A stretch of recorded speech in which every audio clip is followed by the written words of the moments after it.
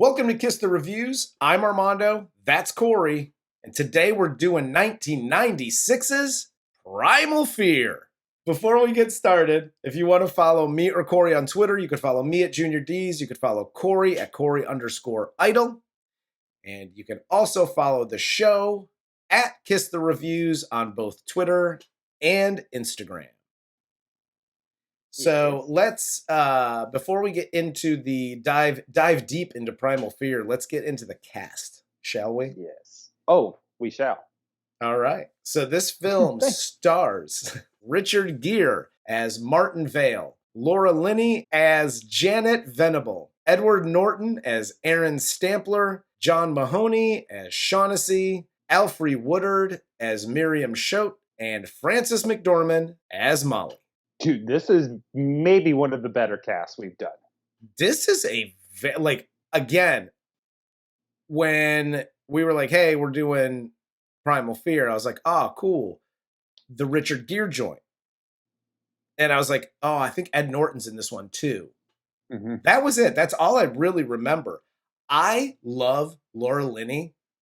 Oh, yeah. I totally forgot she was in this. And she's ripping down heaters like fucking Rocky in this film. Oh, yeah. She's burning them. And I also love Laura Linney so much that I have fantasized about Abigail Adams in my dreams. She made me want to hit that 1770 shit. Hell yes. And I don't think any modern day person should want to hit anybody from the 1770s. No. Going back to, it was a couple of reviews ago when you talked about like, oh, do you know how that place would smell? Do you know how that, like, whenever I see those period movies from back then, I'm like, ugh, all those people had to have smelled gross. Oh yeah. And I still would be like, yo, Abby, I know John ain't eating that ass, girl. Come on. I know you smell like pig shit, but like, let's do this. Hoo-ah. This movie opens as Martin is doing an interview as he prepares to go to this charity event where he tries to bang Janet, his former lover / girlfriend. And he's actually the only person at this charity event for the church that isn't trying to fuck a little boy. Yes. There are so many pedophiles packed into this room. Yeah, it looked like a fucking NAMBLA meeting. And this is what's frustrating, just almost right off the rip with Janet's character. And I appreciate the fact that not everybody is trying to fuck her. Yes. But Richard Gere is just constantly trying to, it's like, my God, dude. Like, I'm exhausted. Like, fucking leave her alone. We're borderline restraining order here.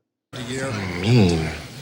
There's a few scenes in this movie because literally this is an ongoing theme throughout. Mm-hmm. I know the movie's about this, but the B plot is like, will they or won't they? Like, oh yeah, like that should almost be the D plot for this type of movie. Yeah, but they bumped it up to the B plot, and they took what really is the B plot and made it like the D plot, which was the fucking condo thing. Yes, and Shaughnessy and Joey Trippiani or whatever the fuck is going on here.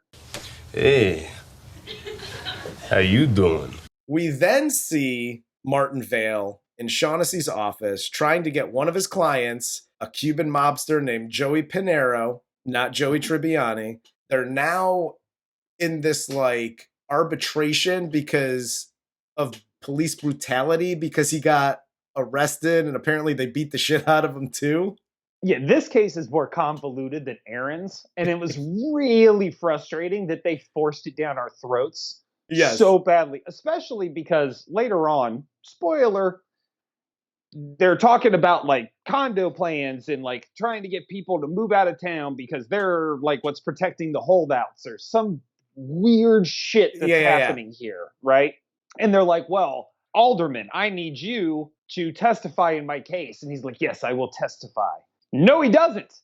You never see him again. Fucking shows up. There's a zero payoff for this actually being a plot point here. And like you said, it's a big plot point. Yeah, it should be. I know it wasn't the fucking book, you jackasses.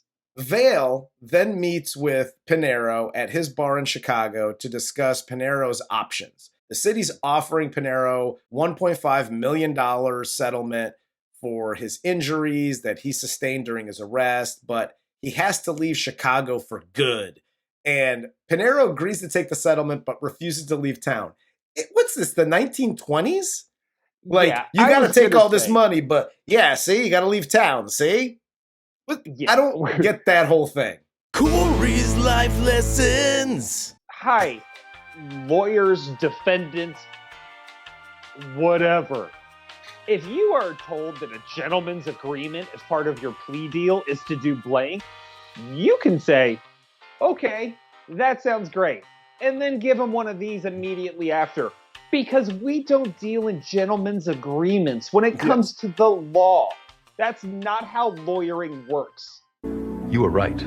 That's why parole exists. Yes. To make sure you honor those agreements that are written in stone, not handshakes. So leave Chicago. Get the fuck out of here. Who the fuck do you think you are, Frazier's dad? Do not fuck with me, Marty. Get your Jack Russell Terrier and get the fuck out of my city. How about that? So meanwhile, while all this is happening, the Archbishop Rushman is being brutally murdered by Aaron Stampler, who is an altar boy or used to be an altar boy. The police discover the body, chase Stampler down and arrest him. And while at a bar, Martin Vail sees a news report about Stampler's arrest, and he gets the biggest lawyer boner because he wants to represent Stampler pro bono, because all he's about is Martin Vail. Hi, Martin Vail. By the way, best name for a lawyer in a movie. You were right. And FYI, when you see, pieces of shit that are murderers or whatever, and you see this big time lawyer on the TV, on the picture tubes, on CNN or whatever talking, that's they're media whores. That's why they're popular lawyers.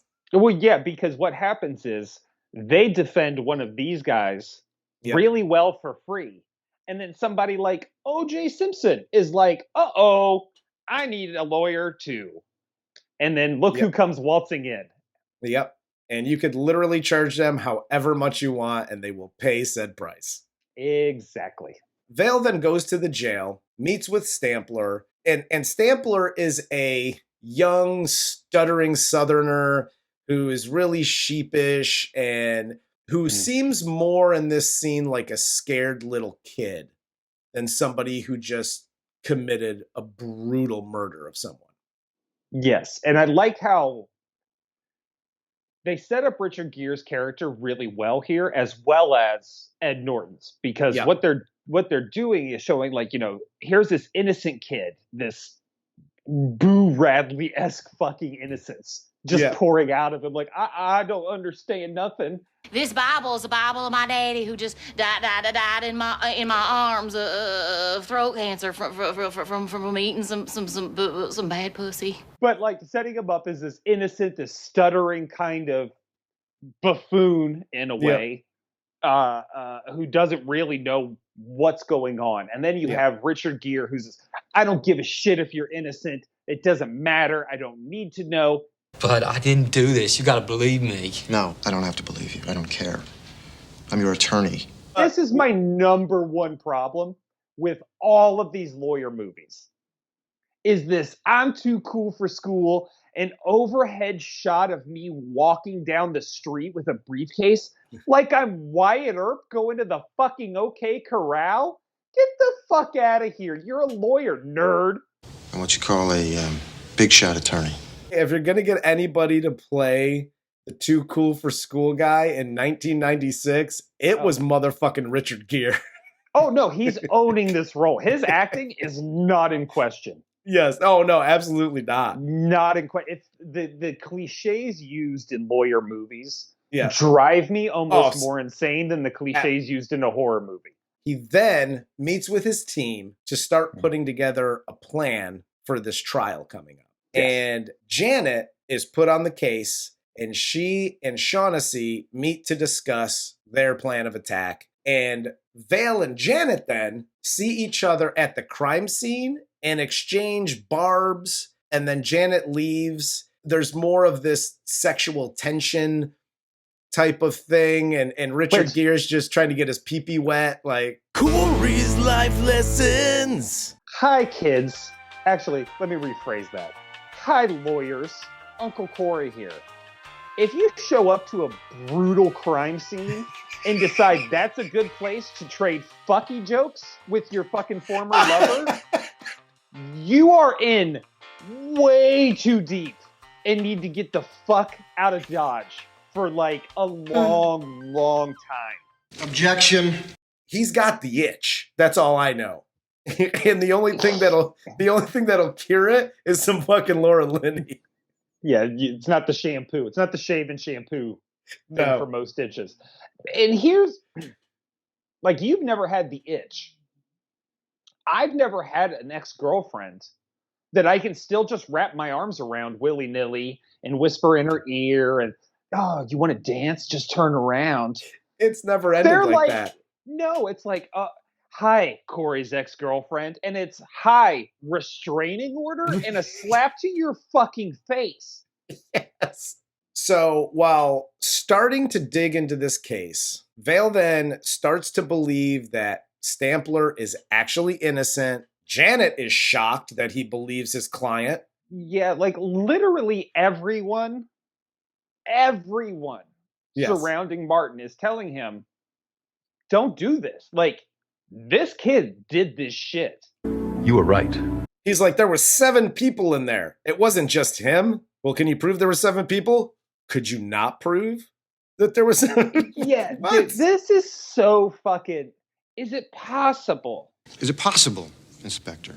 Mr. Vail, anything is possible. It's possible. Yes, I suppose that is possible. Possible doesn't matter. He keeps using this word reasonable. Yeah. That does matter all the way. Yeah. And every time he's like, is it possible? Yeah, it's possible. Is it reasonable? No. Reasonable, no. But it is possible. Is it reasonable that a third person was hiding in that room? Yes. Aaron passed out, covered in blood, put the weapon into his left hand because he knew Aaron was left-handed.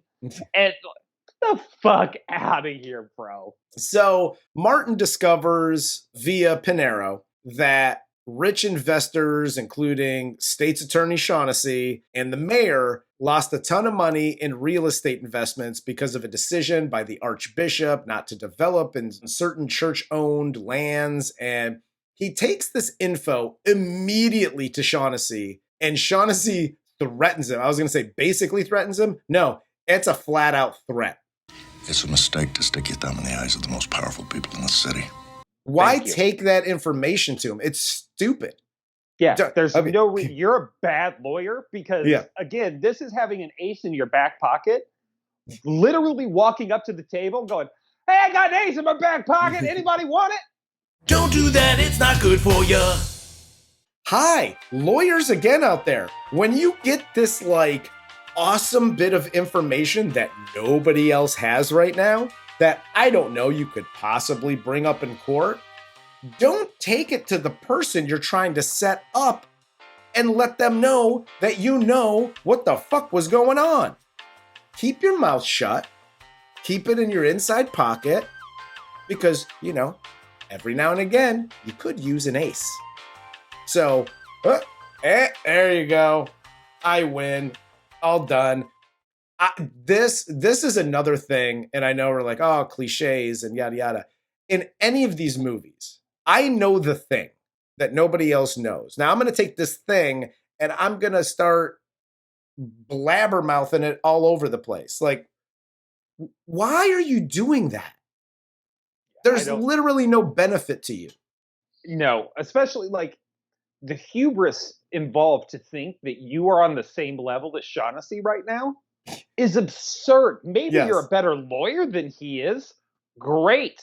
This is a gangster talking about gangster shit. Yes. He's a politician. Yeah. He's a lawyer. But don't get it twisted. This motherfucker is as dirty as anybody else in that fucking city. Which Chicago is just full of fucking nasty shit. Oh, You're telling like they're all fucking dirty. So Richard Gere, high profile defense attorney, is gonna walk to the fucking ring like Vince McMahon and fucking like lay some shit down in front of him.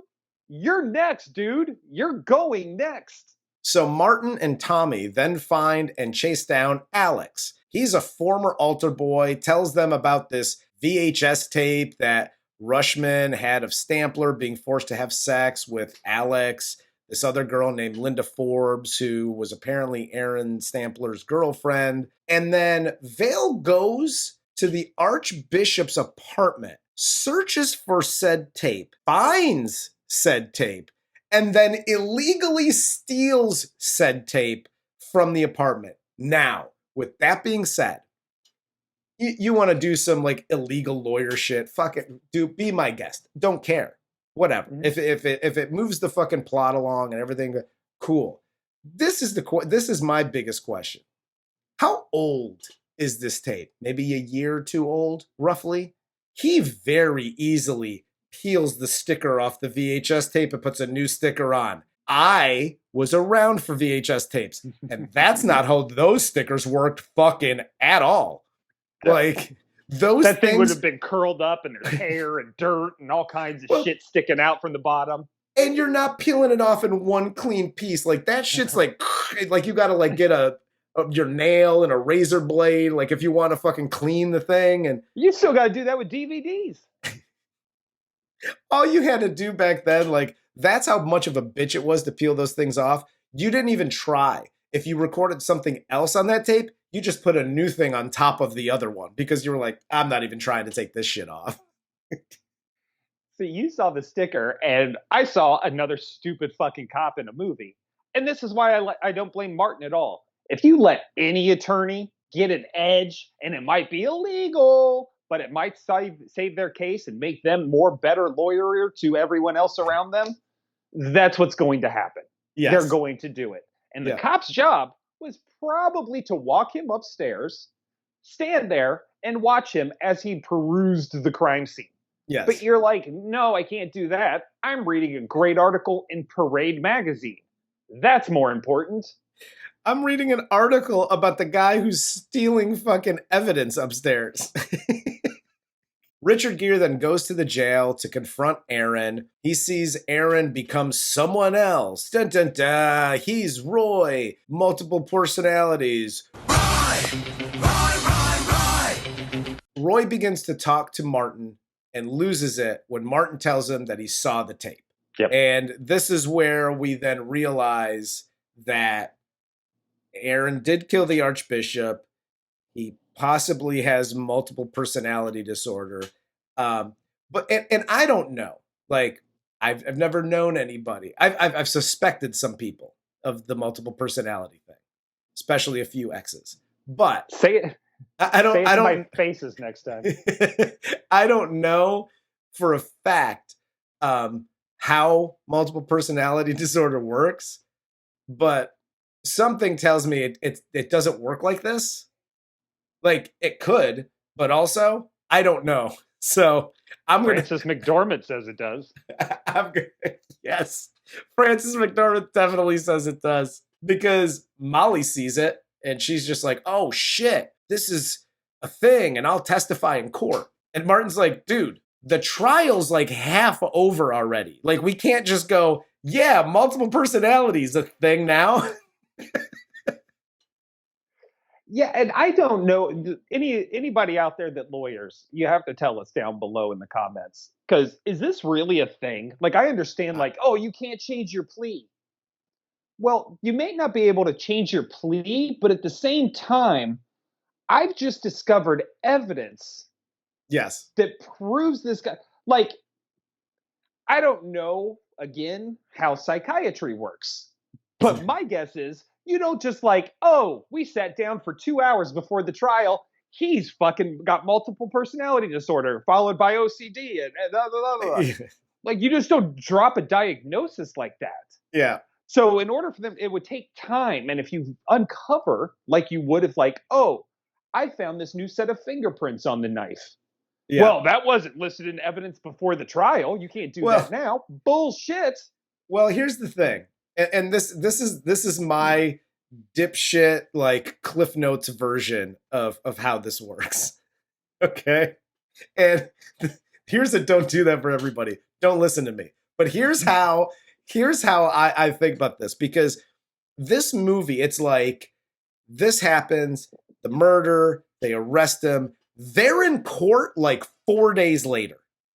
Yeah. There is literally no time for Martin to do any sort of discovery or fucking anything, interview the client.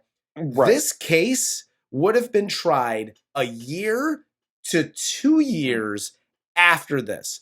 So with that being said, how I'm looking at it is like, listen, if this was a true case, you're finding out this dude's like got mental issues, like he's fucked. A month in, 2 months in, 6 months in, you got plenty of time, and you're meeting with this dude all the time. Like, you will have psych evals, you will have all those things prior to the trial. Like, exactly. So you're not finding this out. And again, the reason for doing things like that is so that you're not finding out halfway through the trial, like, oh, he's crazy.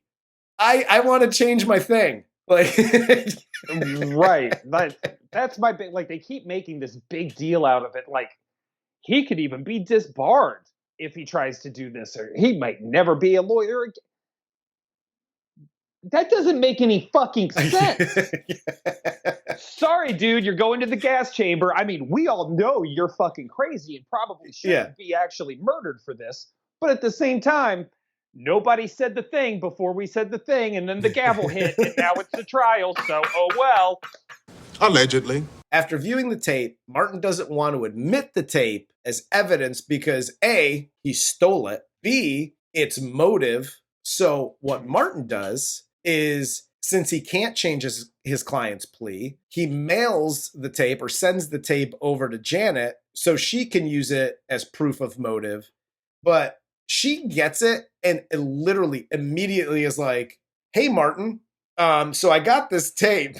When you're seeing it play out and Martin's like, I got a great plan. Let's send it over to Janet. She'll use it. Janet, don't tell anybody. Everybody in Martin's office is like, yo, that's some diabolical shit right there. Janet gets this tape and immediately wastes zero time. 3 seconds after pulling a tape out and watching it, she goes, oh, hey, Martin, yeah, do you want to meet me for beers? Because, like, yo, this is some bullshit. Why'd you send this tape? Cute porno. Part of your collection? And he's still like, I didn't send it. I didn't what send tape? It. And then they get there and they get to the bar and she's like, oh, your fucking tape. And he's like, what'd you want me to do? Wild and crazy guy. Get the fuck out of here. Oh my God. If you're going to do something that's supposed to be a secret, be better at a secret. Yeah. Because this is horrible. And, even to the point where she calls Andre Braugher to the fucking stand the next day. Which I don't entirely understand the purpose of, like, because there was no punishment, there was no follow-up. No. The tape was still admitted into evidence. We just know that he found it. So she's not the bad guy, but we still get to watch the tape to present motive. Is that what that was supposed to be? I mean, I guess I would have said, hey, I received this tape and I'm pretty sure these motherfuckers stole it. Like, I wouldn't have gone, what's on the tape and blah, blah, blah. Maybe I do to present motive, but then the other way, I'm be like, oh, that's cool. How did you guys come in possession of said tape? That you could send it to me. Oh, you stole it. All right, I win. This is over. The trial is over. Yeah, I was going to say, like, here's the other thing. Like, if you're worried about the jury thinking you're a bad guy, newsflash, dipshit. It's 1990s and you're a professional woman who's being mean to other people. You're coming off as shrill and are automatically hated by everyone on that jury. So Martin then brings Shaughnessy up on the stand, grills him about the failed real estate deal with the Archbishop and not pressing charges against the Archbishop for sexual abuse a few years earlier. And this is all in retribution because Tony Pepperoni got fucking killed. How you doing? His character's so fucking worthless, I'm not even recognizing it. Yeah, no. Because they killed him, and then again, you bring up Shaughnessy, and you're demonstrating what? That Richard Gere he'll get you in the end? Yes. Because he ruins his reputation? Yeah, pretty much. Great. Pretty Great. You did such a fantastic job, you fucking idiot. This scene is so... I hated this B plot so much. This was the B plot. Yeah, this was supposed to be the like a few good men moment. Mm-hmm. Like, you're goddamn right, I did. Like, and while yes, Shaughnessy here or Frasier's dad gets pissed, loses his shit, it's also kind of anticlimactic. Well, yeah, because nothing ever happens to him. No, because the judge is like, "What are you trying to do? Are you trying to make a mockery in my courtroom?" And by the way, I love Alfre. Okay, mm-hmm. She's the shit. We've talked about her before. I love her as an actress, but also as Richard Gere, I'm going, no, I'm a lawyer and I'm doing lawyering things. Like, this has nothing to do with it literally has everything to do with the case. I'm trying to prove that guy didn't do it. I'm trying to like show other motive and other people, death threats, whatever the fuck. Like there are possibilities that my client didn't do it. Like you're trying to make a mockery in my courtroom, putting this guy up there, a big professional, important man like him. Do you see how white he is? There's no way he's guilty of anything. Like, I didn't understand any of that. And again, I don't lawyer, so I was just like, dude, he's just doing his job. Well, my beef with her is they try and keep her as like the Alfre Woodard as the no nonsense judge, right? Like, yeah. You may be slick on the street, Richard Gere, but not in my courtroom. Gavel, gavel, gavel. But she lets him get away with all of it, and then she calls him out on the end, like, "Oh, I knew what you were doing." Mm-hmm. Great. You still let him fucking make a mockery. Laura Linney says before everything he does, Your Honor, he shouldn't be doing this. He's going to make a mockery of the court. And she's like, I'll allow it, but you're on thin ice. And then she turns around and she lets him do it. And then she's like, I know what you did there. Well, yeah, because Laura Linney told you this is what he's going to do. And then he fucking did it. Next thing you know, he'll be objecting if we want to bring in the murder weapon. Well, now that she brings it up. Once again, it's a poorly written character if you really are like paying close attention to it. Yeah. If you're just watching this for fun, you're like, oh, Alfre Woodard, she's dope. This was amazing. She's that no-nonsense judge. No, yep. She's not. She's barely judging Amy. She's shit. At the climax of this movie, Martin puts Aaron on the stand, questions him about his childhood, his relationship with the Archbishop, starts to poke the bear, lets Janet come up, cross-examine Aaron, and Janet goes hard in the paint immediately on Aaron. Aaron turns into Roy! And then Roy attacks, jumps over the thing, he attacks her, puts her in a chokehold, threatens to snap her neck, and then Aaron is subdued by the bailiffs, and he's rushed back to his holding cell. Yeah, you know how you know he was never going to actually snap Laura Linney's neck in this scene? Because that would mean Richard Gere's character would have consequences for some of his actions. But he doesn't. He just totally uses everybody and everything for his own whims and his own, let's have some fun. I need Roy to come out here to win this case. Break my girlfriend's neck, Roy. Judge Alfre here dismisses the jury in favor of a bench trial, then finds Aaron not guilty by reason of insanity. She sends him to a maximum security mental hospital. And after all of this, Janet is fired from her job for allowing the pee-pee touching and the other corrupt shit from the Archbishop to be made public. So she got fired. She just lost this massive case. Roy almost broke her neck. Yes. Right? Guess what time it is? Me wrap my arms around you and sing you a song, 'cause I wanna fuck tonight. Richard Gere's relentless boner time in this movie is... Oh my God. Listen, I'll say this. If nothing else, it's fucking impressive. I have never met a person, I won't even, man, woman, monster, it does a dog. Dogs hump everything. They're always horny. I have literally never met anyone or anything that was as horny as Richard Gere in this movie. He is always like, we're in the judges' chambers? Yeah. So I'm just going to get away with this, right? Like, we're good, huh? Like, he's like humping furniture. He's rubbing up on Janet. Like, dude, settle the fuck down. I just used you and almost had you murdered in order to win a case. You used me. Yeah, I did. Had no choice. Do you mind if I stick it in your butt real quick? Just, I mean, it's not a big deal, right? I mean, look at all of the other shit I just put you through. Yeah. And I know that makes you super horny to be basically penniless now and, you know, have no job and no future and a sore neck. So how about you work out that neck on this D? That's his advice.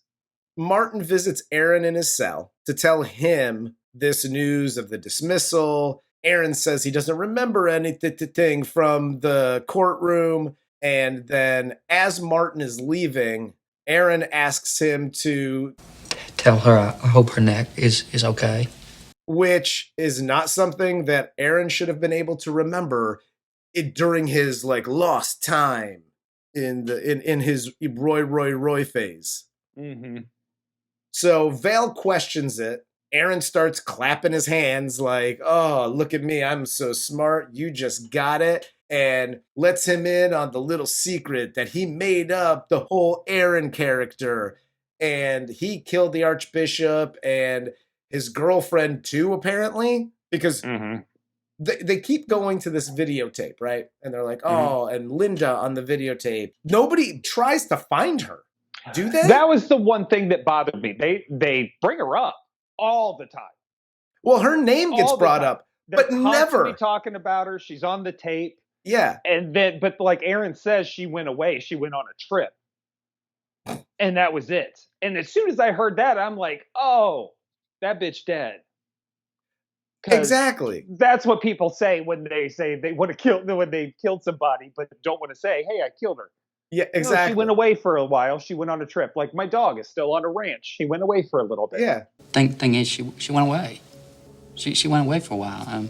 But nobody questions it, and nobody even attempts to try to contact her or whatever. Well, who's going to contact her? Fucking Andre Brower, who can't win a fight and used to be a cop, apparently, but doesn't know the meaning of the word allegedly. That was carved into the Archbishop's chest. Allegedly. No, that was a fact. Or Maura Tierney, who can't determine whether it's a B or a fucking 8. There's nothing cataloged at the downtown branch under the numbers B32156, but I don't think the B is a B. I think it's an 8. Who's going to find her? That's They're just true. Going to walk out under the fucking bridges in Chicago and go, hey, Linda, you out here? The movie then ends with Martin walking away from Aaron, with Aaron still yelling that they did it, and he's celebrating in the goddamn cell. And then loudly. Martin, yes, you can loudly. Hear him on the fucking. Like Martin's he's outside of the courtroom walking towards the street, and you can still hear Aaron in the background like, Martin, we did it. What?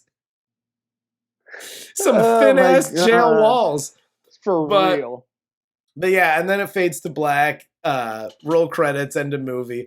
I mean, listen, I know we took a huge steaming dump on this movie, but this is a very good movie. Obviously, there's the lawyerings, and I don't understand lawyering and how it works and what, I'm assuming the writers do a little bit of research before, like, I'm going to write a lawyering thing. Nope. Or apparently not. Apparently you just write it. Lawyer, lawyer, lawyer, lawyer, lawyer. Gavel, gavel, gavel.